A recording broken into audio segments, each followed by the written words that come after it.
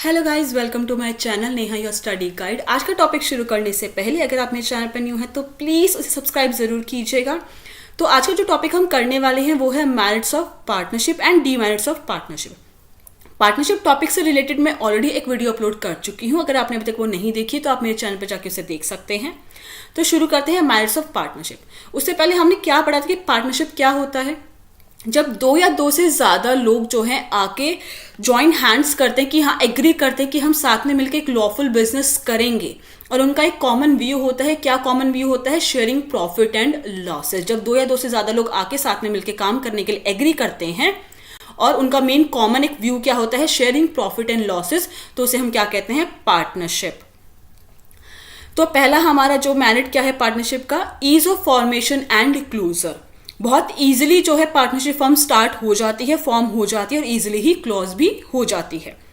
अब partnership form can be formed easily. बहुत easily जो है एक पार्टनरशिप फॉर्म जो है फॉर्म हो जाती है with an agreement between two और more persons to carry some lawful business. जैसे ही दो या दो से ज़्यादा लोग एक एग्रीमेंट में आते हैं और कहते हैं कि हाँ हम एक लॉफुल बिजनेस करेंगे साथ में मिलके, और उनका कॉमन व्यू क्या होगा? प्रॉफिट एंड लॉसेस को शेयर करना, तो जो है पार्टनरशिप फॉर्म जो है फॉर्म हो जाती है, स्टार्ट हो जाती है। Registration is not compulsory. Partnership form को रजिस्टर कराना कंपलसरी नहीं होता है। ये पार्टनर्स के ऊपर डिपेंड करता है कि वो अपने फॉर्म को जो है रजिस्टर कराना चाहते हैं या नहीं कराना चाहते हैं। अगर वो अपने बीच में एक ऑरल एग्रीमेंट रखना चाहते हैं तो रजिस्ट्रेशन कंपलसरी नहीं है, रजिस्ट्रेशन कराने की जरूरत नहीं है। लेकिन अगर वो एक रिटन एग्रीमेंट जो है पार्टनर्स के बीच में रखना चाहते हैं तो वो अपनी कंपनी को जाके रजिस्टर करा सकते हैं, ताकि एक रिटन एग्रीमेंट जो है आगे फ्यूचर के अकॉर्डिंग, फ्यूचर की में कोई डिस्प्यूट्स ना हो, कोई मिसअंडरस्टैंडिंग्स ना हो, उससे बचने के लिए, या कोई मिसअंडरस्टैंडिंग है तो उसको ईजिली क्लियर करने के लिए एक रिटन एग्रीमेंट का होना जो जरूरी होता है, तो वो अपनी कंपनी को जाके रजिस्टर करा सकते हैं, जिससे एक रिटन एग्रीमेंट जो है उनकी कंपनी का बन जाएगा। Closure of the firm too is an easy task. और ऐसे जो है जैसे फॉर्मेशन जो है एक पार्टनरशिप फर्म की बहुत ईजीली हो जाती है, ऐसे क्लोजर भी जो है ईजिली हो जाता है। अगर दो पार्टनर है, एक पार्टनर की डेथ हो जाती है, रिटायर हो जाता है, तो वो पार्टनरशिप फर्म ऑटोमेटिकली डिसॉल्व हो जाएगी। लेकिन अगर बहुत सारे पार्टनर्स हैं, अब वो फर्म में साथ में काम करना नहीं चाहते, सबका म्यूचुअल कंसेंट है कि हाँ फर्म को बंद कर देना चाहिए है, क्लोज कर देना चाहिए है, तो जो है ईजिली वो फर्म जो है क्लोज हो सकती है। नेक्स्ट हमारा मेरिट क्या है? Balance decision making. Partnership form में जो डिसीजन मेकिंग होती है वो बहुत बैलेंस्ड होती है। डिफरेंट पार्टनर्स होते हैं, जैसे कि हमने पढ़ा था ऑलरेडी, पहले हमारी पहली वीडियो में ऑलरेडी हम पढ़ चुके हैं कि कंपनीज एक्ट 2014 के according rule number 10, maximum number of partners कितने होते हैं एक पार्टनरशिप फॉर्म में? 50। तो डिफरेंट पार्टनर्स हैं, having expertise in different areas of function. हर एक पार्टनर जो है हर एक किसी ना किसी पर्टिकुलर एरिया में एक्सपर्ट होगा, कोई फाइनेंस में, तो कोई सेल्स में, तो कोई परचेज में। Can take correct decision. अब एक्सपर्ट हैं, अपने एरिया में एक्सपर्ट हैं, उन्हें उस फंक्शंस के बारे में बहुत अच्छे से पता है, तो कहीं ना कहीं डिसीजंस करेक्ट होने के चांसेस भी बहुत ज़्यादा होते हैं with the consent of all other partner. But वो एक्सपर्ट है, इसका मतलब ये नहीं है कि सारे डिसीजन उस पर्टिकुलर एरिया से रिलेटेड, जैसे कि एक पार्टनर है ए, वो फाइनेंस में बहुत अच्छा है, तो ऐसा नहीं कि सारे डिसीजन वो अकेला ही ले लेगा। डिसीजन उसके हाथ में लेने का है कि वो अपने बेस्ट डिसीजन जो है अपने बाकी पार्टनर्स के साथ उनको डिस्कस करेगा। जब सबका कंसेंट होगा, म्यूचुअली सारे एग्री कर जाएंगे उस डिसीजन को लेने के लिए, हाँ कर देंगे, तो फाइनेंस डिपार्टमेंट में वो डिसीजन लिया जाएगा। ऐसे ही सेल्स, परचेज, प्रमोशंस, जितने भी जो है फंक्शंस होते हैं एक फॉर्म में, तो सारे पार्टनर्स के कंसेंट से जो है डिसीजन लिया जाता है। बट द पॉइंट इज कि डिफरेंट डिफरेंट पार्टनर्स हैं, हर कोई अपने एक एरिया में एक्सपर्ट होता है, तो डिसीजन जो है बहुत बैलेंसिंग हो जाते हैं और करेक्ट डिसीजन होने के चांसेस ज़्यादा हो जाते हैं। As a result decision are likely to be more balanced, ज़्यादा बैलेंस्ड होते हैं। नेक्स्ट आता है हमारा मोर फंड्स। जैसे कि हमने ऑलरेडी अभी इस टॉपिक पे बात की कि कंपनीज एक्ट 2014 के according maximum number of partners कितने होते हैं? 50। अब सोचो 50 पार्टनर्स एक पार्टनरशिप फॉर्म में हैं, 50 पार्टनर्स आ रहे हैं, हर कोई अपनी अपनी कैपिटल लेके आ रहा है, तो कितनी ज़्यादा अमाउंट जो है रेज हो जाती है, कलेक्ट हो जाती है एक पार्टनरशिप फॉर्म में। The capital is contributed bye a number of partners, maximum number of partner is 50। अगर 20, 25, 30 पार्टनर्स भी एक पार्टनरशिप फॉर्म में हैं, तो this make it possible to raise large amount of funds, जिससे पॉसिबिलिटी हो जाती है कि एक लार्ज अमाउंट ऑफ फंड्स जो है रेज होगा, कलेक्ट होगा उस फॉर्म में। नेक्स्ट है sharing of risk. The risk involve in running a partnership firm are shared by all the partners. जितने भी पार्टनर्स होते हैं वो मिलके जो है उस फर्म के रिस्क को जो है शेयर करते हैं। This reduce the anxiety, burden and stress on individual partner. किसी एक पार्टनर पे सारी रिस्क जो है नहीं आता है, सारी स्ट्रेस नहीं आता है, सारे पार्टनर्स रिस्क को बराबरली अपने उसमें डिवाइड करते हैं। तो किसी एक इंडिविजुअल पार्टनर पे सारा एंजाइटी होना, सारा बर्डन आना, स्ट्रेस आना, उसके चांसेस थोड़े कम हो जाते हैं। जैसे कि हमने सोल प्रोप्राइटर में देखा कि वो एक सोल ओनर होता है, तो सारा रिस्क, सारी बर्डन, स्ट्रेस सब उस अकेले का होता है। लेकिन पार्टनरशिप फॉर्म में लोग पार्टनर्स ज्यादा होते हैं, तो कहीं ना कहीं रिस्क भी हर एक पार्टनर में थोड़ा कम आता है, कि हर एक पार्टनर के हिस्से में वो जो रिस्क है वो भी कम आता है। नेक्स्ट है secrecy. A partnership firm is not legally required to publish its account and submit its report. एक पार्टनरशिप फर्म जो है जरूरी नहीं है कि वो अपने अकाउंट्स को जो है सबमिट करे या फिर पब्लिकली पब्लिश करे किसी न्यूज़पेपर में अपने अकाउंट्स के बारे में। वो प्रॉपरली पार्टनर्स के ऊपर डिपेंड करता है कि वो अपने अकाउंट्स को पब्लिश करना चाहते हैं या नहीं करना चाहते हैं। Hence, it is able to maintain confidentiality of information relating to its operation. अगर वो अपने अकाउंट्स को पब्लिश नहीं करते हैं तो कहीं ना कहीं जो भी वो ऑपरेशंस कर रहे हैं, एक्टिविटीज कर रहे हैं अपनी जो है फर्म में, वो कहीं ना कहीं कॉन्फिडेंशियलिटी उसमें जो है मेंटेन हो जाती है। जो इन्फॉर्मेशन है वो फर्म के अंदर तक ही रहती है, बाहर नहीं जाती है पब्लिकली, अगर वो अपने अकाउंट्स को पब्लिश नहीं करना चाहते हैं पब्लिक के बीच में। ये थे गाइज हमारे मेरिट्स। अब हम देखते हैं लिमिटेशंस क्या क्या है पार्टनरशिप फर्म में। सबसे फर्स्ट क्या है लिमिटेशन? Unlimited liability. इस वर्ड के बारे में ऑलरेडी हम इतनी बार पढ़ चुके कि अनलिमिटेड लायबिलिटी क्या होता है। जब डेट्स की रीपेमेंट की बात आती है तो जो पार्टनर्स हैं, जब बिजनेस के एसेट्स को बेचने के बाद भी अगर फंड्स की कमी आ रही है और अभी और भी डेट्स बचे हैं जो उनको रीपे करने हैं, तो पार्टनर्स की पर्सनल प्रॉपर्टी भी उन्हें सेल करनी पड़ेगी उस लायबिलिटी को, उस डेट को पे करने के लिए। The partners of a firm have unlimited liability. Partners की जो है अनलिमिटेड लायबिलिटी होती है फर्म में। Personal assets may be used for repaying debts in the case the business assets are insufficient to pay business debt.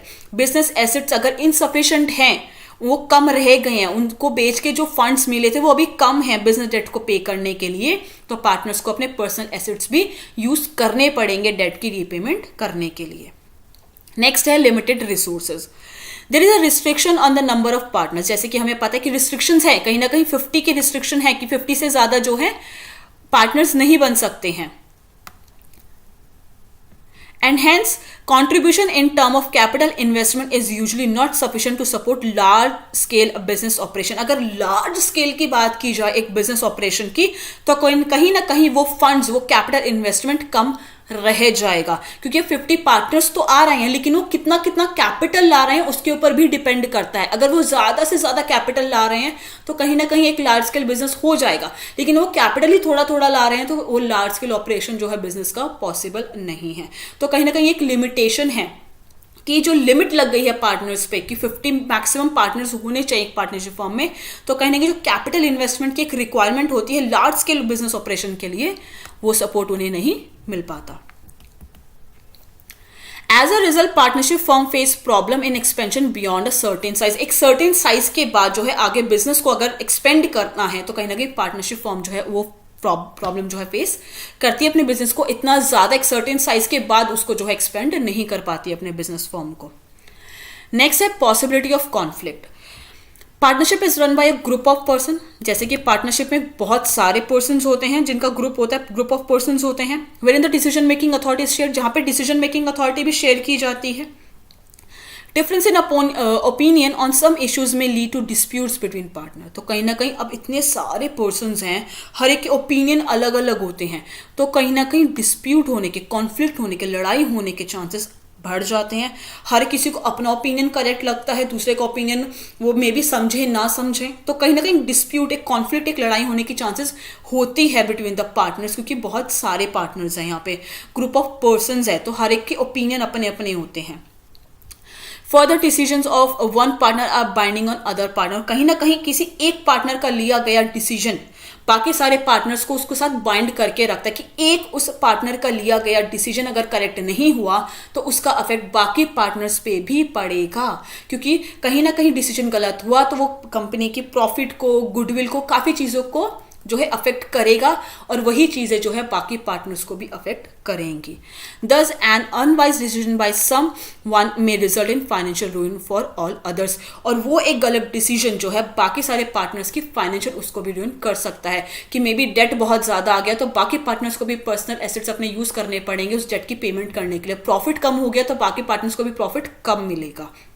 तो कहीं ना कहीं कॉन्फ्लिक्ट होने के, डिफरेंसेस इन ओपिनियन होने के चांसेस बहुत ज़्यादा होते हैं। नेक्स्ट आता है lack of continuity. Partnership come to an end with the death, retirement, insolvency और ल्यूनेसी ऑफ एनी पार्टनर। कोई किसी पार्टनर की डेथ हो जाती है, रिटायरमेंट हो जाती है, पार्टनरशिप फॉर्म इंसॉल्वेंट हो जाती है, इंसॉल्वेंसी हो जाती है, तो कहीं ना कहीं एक पार्टनरशिप फॉर्म एंड पे आ सकती है। It may result in lack of continuity. Lack of continuity होती है कि बिजनेस आगे नहीं चलेगा। However the remaining partners can enter into a fresh agreement and continue to run the business. लेकिन अगर जो बाकी पार्टनर में भी कोई एक पार्टनर की डेथ हो जाती है या रिटायर हो जाता है और बाकी पार्टनर्स जो बचे हुए हैं वो एग्री करते हैं कि हम एक नया एग्रीमेंट बना लेते हैं और अपने इस बिजनेस को आगे कंटिन्यू रखेंगे, तो वो बिजनेस आगे कंटिन्यू हो सकता है। लेकिन अगर किसी पार्टनर के जाने से बाकी पार्टनर्स भी सोचते हैं कि अब हमें भी इस फॉर्म में नहीं रहना है, इस पार्टनरशिप में नहीं रहना है, तो कहीं ना कहीं उस पार्टनरशिप फॉर्म का वहीं पे एंड हो जाता है, क्लोजिंग हो जाती है। नेक्स्ट है हमारा limitation, lack of public confidence. A partnership firm is not legally required to publish its financial report और make other related information public. ऐसे तो जो पार्टनरशिप फर्म है वो लीगली जो है उसको रिक्वायर्ड नहीं है कि हाँ भाई आपको अपनी फाइनेंशियल रिपोर्ट, अपने अकाउंट्स या अपनी एक्टिविटीज के बारे में जो है पब्लिकली पब्लिश करना है। वैसे लीगली जरूरत नहीं होती है। It is therefore difficult for any member of the public to ascertain the true financial status of a partnership firm. But अब एक पार्टनरशिप फर्म है जो मे बी 2 या 2 से ज़्यादा लोगों ने मिलकर स्टार्ट कर लिया, अब वो अपने अकाउंट को पब्लिश नहीं करेंगे जब तक और लोगों को उनके पार्टनरशिप फर्म के बारे में, उनके ऑपरेशंस के बारे में पता नहीं होगा, तो कोई नया पार्टनर आके उनको कैसे ज्वाइन करेगा। कहीं ना कहीं एक ट्रू फाइनेंशियल स्टेटस के बारे में, उस पार्टनरशिप फर्म की ट्रू फाइनेंशियल स्टेटस के बारे में जब तक उनको पता नहीं होगा तो और पार्टनर्स ज्वाइन कैसे करेंगे। कहीं ना कहीं as a result the confidence of the public in partnership firm is generally low. इसलिए कॉन्फिडेंस जो है पब्लिक में पार्टनरशिप फर्म का जनरली लो होता है, क्योंकि उनको जो है कहीं ना कहीं पब्लिश करना, अगर उनको अपने बिजनेस को एक्सपेंड करना है तो कहीं ना कहीं अकाउंट्स को पब्लिश करना ही पड़ेगा ताकि नए पार्टनर्स उसको ज्वाइन करें, तभी वो बिजनेस एक्सपेंड होगा। कुछ लिमिटेड पार्टनर्स अकेले उस बिजनेस को एक्सपेंड नहीं कर पाएंगे, कैपिटल की रिक्वायरमेंट और होगी, तो कहीं ना कहीं पब्लिक कॉन्फिडेंस लो होता है, लैक कर जाता है। पब्लिक का वो कॉन्फिडेंस उस कंपनी को नहीं मिलता है। अकाउंट्स पब्लिश करेंगे तब कहीं ना कहीं पब्लिक उनके अकाउंट्स को देखेगी तो उनको कॉन्फिडेंस आएगा कि हाँ हमें इस पार्टनरशिप फर्म में इन्वेस्ट करना चाहिए, उसका पार्टनर बनना चाहिए। अगर वो पब्लिश नहीं करेंगे तो कहीं ना कहीं पब्लिक को उनकी फर्म पे कॉन्फिडेंस नहीं होगा, तो वो उनके फर्म में इन्वेस्ट नहीं करेंगे और कहीं ना कहीं वो बिजनेस भी एक्सपैंड इतना नहीं हो पाएगा। आई होप गाइस कि आपको आज की मेरी वीडियो पसंद आई हो। अगर आपको इस टॉपिक में कोई भी डाउट हो तो वो आप मुझसे कमेंट करके पूछ सकते हैं। अगर आपको मेरी वीडियो पसंद आई तो प्लीज़ उसे लाइक ज़रूर कीजिएगा, शेयर कीजिएगा। अगर आपने अभी तक मेरे चैनल को सब्सक्राइब नहीं किया तो प्लीज़ उसे सब्सक्राइब भी ज़रूर कीजिएगा। मैं इस टॉपिक से रिलेटेड, इस चैप्टर से रिलेटेड और वीडियो बहुत जल्दी ही अपलोड कर दूंगी। Thank you so much guys मेरी वीडियो देखने के लिए।